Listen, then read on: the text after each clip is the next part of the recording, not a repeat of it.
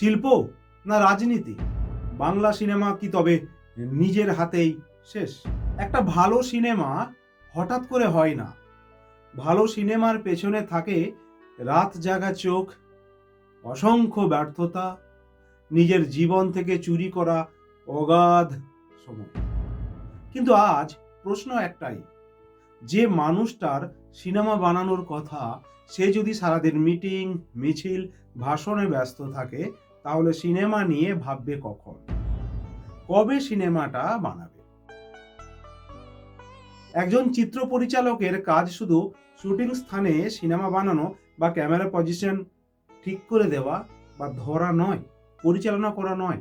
তাকে ভাবতে হয় গল্প কি বলবে, চিত্রনাট্য কোথায় থামবে, সংলাপে আবেগ আসবে কিভাবে, কোন দৃশ্যে কোন আলো, গ্রাম না শহর, সেট না লোকেশন, চরিত্রের রূপ, পোশাক, দেহভঙ্গি, এত সব ভাবনার জায়গায় যদি একদিকে শুটিং চলছে আর অন্যদিকে পরিচালক রাজনৈতিক ভাষণ দিচ্ছে, তাহলে প্রশ্ন আসবেই, সিনেমাটা কে বানাচ্ছে?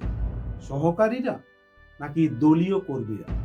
একজন অভিনেতা বা অভিনেত্রী চুক্তি করলেই কাজ শেষ নয়, তাকে ডুবে থাকতে হয় চরিত্রে, সংলাপের উচ্চারণ, আবেগের গভীরতা, শরীরী ভাষা, নাচ থাকলে মাসের পর মাস রিহার্সাল, ফাইট থাকলে আরো কঠোর প্রস্তুতি, কখনো নিজের জীবন থেকে বেরিয়ে অন্য মানুষের জীবনে ঢুকে পড়া।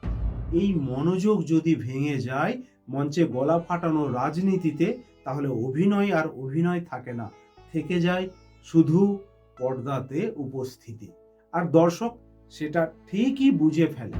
এখানেই বাংলা সিনেমার থেকে অন্য ভাষার সিনেমার প্রতি পার্থক্য, মন্তব্য ও ভালোবাসা তৈরি শুরু হয়ে গেল। হোক, সবটাই ভারতীয় সিনেমা, সবকিছুই আমরা দেখব।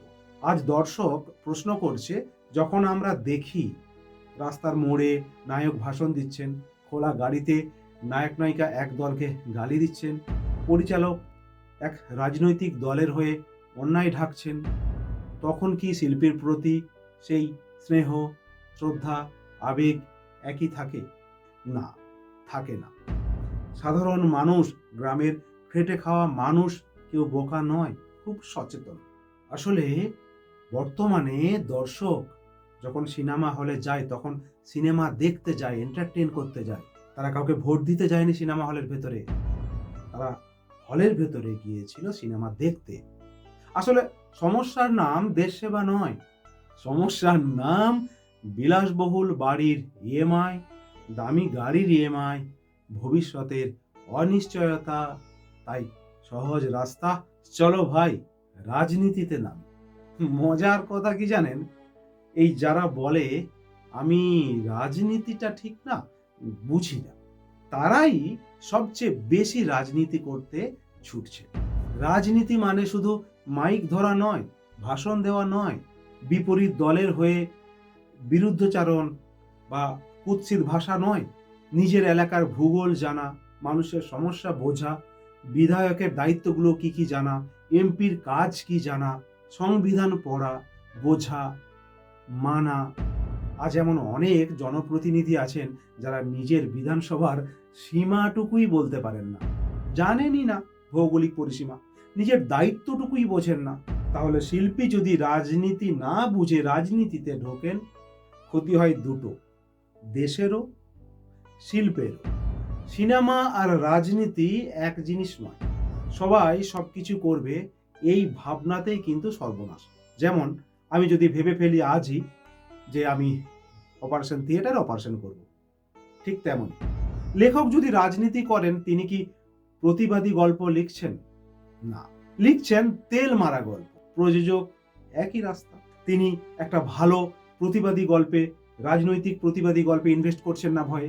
এর মাঝেই তৈরি হচ্ছে সিনেমা নামের শিল্প, ফাঁপা, দুর্বল, দিশাহীন। আবার ভেতরে ভেতরে চলছে হিংসা, এক সিনেমা আরেক সিনেমার নিন্দা। অন্যদিকে হল ফাঁকা, বাইরে বড় করে ঝুলছে হাউসফুল।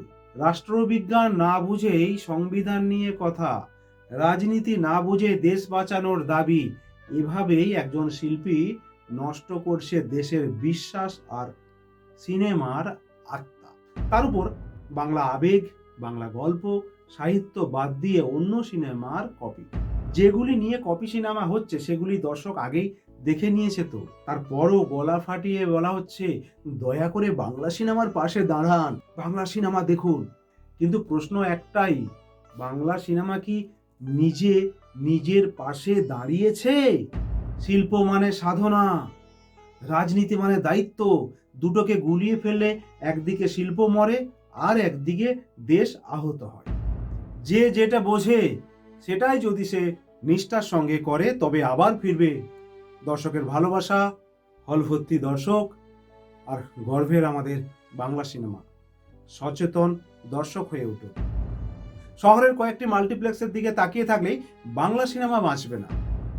মিথ্যা হাউসফুল বোর্ড ঝুলিয়েই সিনেমা কখনোই টিকবে না। বাংলা সিনেমাটা বাঁচুক, আমরা সবাই হৈ হৈ করে লাইনে দাঁড়িয়ে আবার টিকিট কাটবো। নমস্কার, আমি ছিলাম সমীর পণ্ডিত। দেখুন যখন তখন সমীর পণ্ডিত মোটিভেশন। আবার বলবো, বাংলা সিনেমা বেঁচে উঠুক, বাংলা সিনেমা প্রাণ ফিরে পাক, বাংলা সিনেমার পাশে দাঁড়ান।